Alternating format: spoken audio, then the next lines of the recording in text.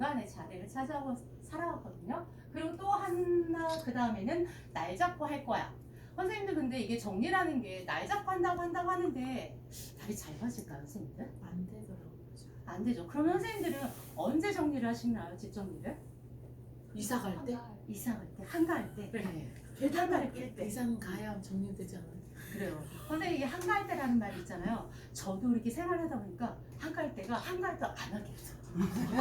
정리를 없어요. 한가할 때 없어요. 정리를 안 하게 되더라고요. 네. 그래서 이게 정리라는 거는 매일매일 꾸준히 내가 집에 들어가서 조금씩 하고 그 다음에 안에 일주일에 한 번씩 정리를 하는데 나 혼자 집을 저기 물건을 정리하는 게 아니라 온 가족이 같이 정리를 해야 된다는 거예요. 그리고 여기서 좁아서 다음에 평소에 이사 가면 아까 이사 가면 하신다고 했어요. 근데 현재 상황에서 한번 공간에 물건을 한번 보세요. 이게 물건이 많고 아니 물건이 많아서 이 공간이 생활하는 공간이 점점점 줄어드는지. 만약에 이게 줄어든다고 하는데 이 줄어드는 상황에서 내가 이사를 간다고 하면 과연 이게 집이 넓어질까요? 안 넓어져요. 현재 이 나만의 습관을 조금 더 고쳐야지만 평수를 늘려갔을 때 조금 더 여유 있는 공간을 활용을 할 수 있다는 거고요. 시간이 너무 부족해요. 그리고 이게 너무 힘에 부칠 것 같아요. 이런 경우는 선생님들도 왜 직장을 다니시잖아요. 맞벌이 하시는 분들은 솔직히 말해 저는 이거는 공감이 가요. 왜냐하면 직장 생활하고 집에 와서 가족을 케어하고 또 나도 쉬어야 되잖아요. 충전의 시간이 필요하고 그 다음 다시 나가서 일을 해야 되는데 거기에 또 어떻게 집안일까지 해요. 이게 힘이 시간도 부족하고 힘에 부칠 것 같다는 건 맞아요. 그렇기 때문에 집안은 어찌됐든 가족의 공동체 공간이거든요. 그렇기 때문에 나 혼자 다 해결하려고 생각을 하지 마시고 가족이 같이 왜냐하면 각각의 공간이 따로 있잖아요. 부부 공간, 아이들 공간, 그 다음에 같이 쉬는 공간 이런 공간을 같이 정리를 하시는 거예요. 그리고 이게 내 것이 아니라 어쩔 수 없어요. 맞아요. 남편의 물건, 아이의 물건이 있어요. 그거를 갖다가 솔직히 말해서 내 물건을 갖다가 남편이가 버렸어요 그냥. 그럼 선생님들 어떻죠? 기분이 별로잖아요. 그렇기 때문에 이 물건은 어쨌든 간에 내 것이 아니고 남편 거 아이들 물건이다. 그러면 일단은 건드지 마세요. 건드지 말고 내 물건 먼저 정리를 하시는 거예요. 내 물건 먼저 정리를 하고서는 그 다음에 내가 이 물건을 가지고 어떻게 옷장이든 아니면 서랍장이든 정리를 했을 때 그 가족들이 그것을 볼 거예요. 보고 난 다음에 이제는 정리를 유도를 하는 거죠. 내 물건도 정리를 이렇게 했으니까 당신도 너도 이렇게 해보면 어떻겠니? 이렇게 소통을 하면서 정리를 해가시면 되고요. 꼭 쓸 것만 갖다요 하고 우리는 이거를 물건을 갖다 보면은 계속 가지고 가더라고요.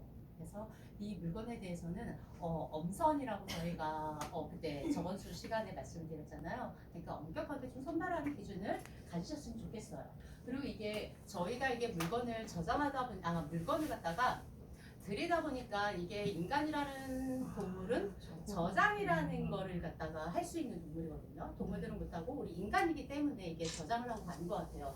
그렇기 때문에 심리적으로 지금 살아가는데 이 물건의 저장의 개념을 본다고 하면 생물학적으로 생존과 관련된 중요한 이렇게 물건들을 갖다 저장을 해가요. 근데 이게 저장을 하는 게 일상생활 수준에서 지장을 주지 않는 선에서 저장한다는 거는 괜찮아요.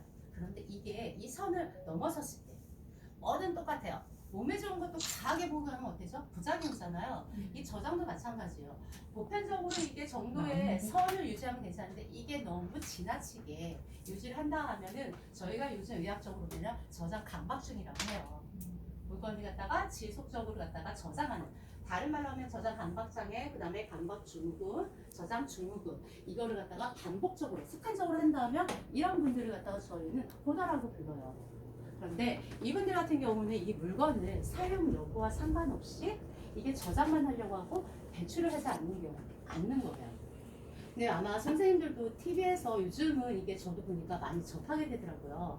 근데 이렇게 이웃들이 피해가 여름 같은 경우 보면은 맞아 이렇게 냄새나 뭐 벌레 이런 게 되게 심해가지고서는 주민자치센터에 신고가 들어가요. 신고가 들어가가지고서는 일단은 거기서 가보면 많은 사람들이 거기에서 그 환경을 본 사람들이 경험을 하지 못하는데 우리가 상상을 하지 못했던 많은 양의 이렇게 물건들이 쌓여있거든요. 그러니까 그분들은 그 물건에 아마 내가 쌓아놓을 때 뭔가가 가치가 있었기 때문에 쌓아놓는 건데 저희가 볼 때는 그 물건들은 다 쓰레기잖아요. 네. 근데 이 저장이라는 거는 보면은 저희가 사원에 가서 소득, 학력, 생활 수준과는 무관하게 모든 계층에서 일어난다는 거예요. 근데 저희가 이렇게 서비스를 가잖아요. 서비스를 받는 분들이 대부분의 거의 한 98%가 물건이 많아요. 물건이 많은데 이렇게 강박증이 있는 것처럼 이분들처럼 그렇게 많은 게 아니라 일단은 이 물건을 갖다가 배출하지 않고서는 그래서 계속 가지고 가시는 분들. 그래서 물건이 많은 거거든요.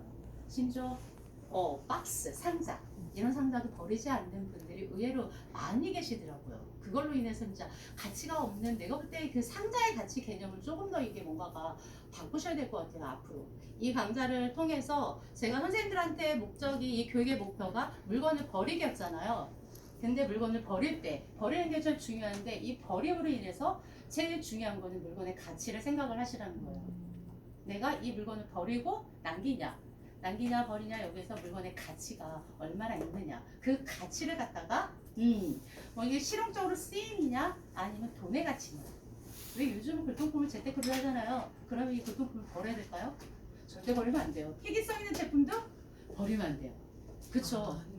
그러니까 이게 돈에 만일에 내가 재테크를 한다고 하면 값어치 있는 물건을 갖다가 구입을 하는 거고 만일에 내가 일상생활에 사용을 한다고 하면 이 물건이 꼭 쓰이는지 이런 가치를 생각을 해봐야 될 것 같아요. 그래서 이런 저장 강박증이 조금 더 있는 분들 같은 경우는 어떤 적인 문제가 있나 보면은 일단은 심리적으로 불안하고